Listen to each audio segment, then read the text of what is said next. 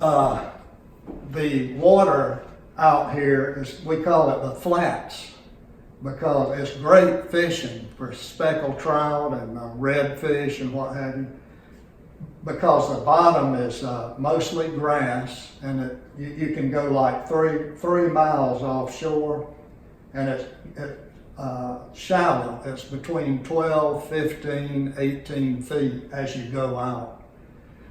And there's a lot of sponge that grows out there. So what the Greek sponge fishermen, we call them, they would come in here from Apalachicola. They had a fleet there. And then they'd come up from Tarpon Springs down around Tampa. They'd come up here and they'd anchor all out. I used to work on charter boats out of St. Mark's, and I've seen 20 or 30 of them lined up, anchored.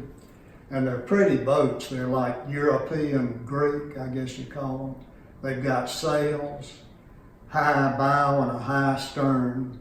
And most of them are about 40 feet long, 45, 50 feet long.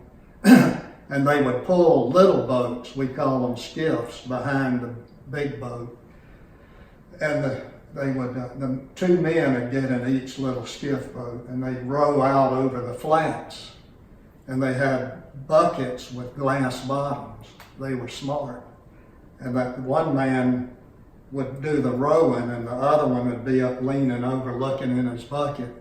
And when he'd see a nice sponge, they had a long pole with a hook on it. And all he had to do was just hook it, pull it up like that.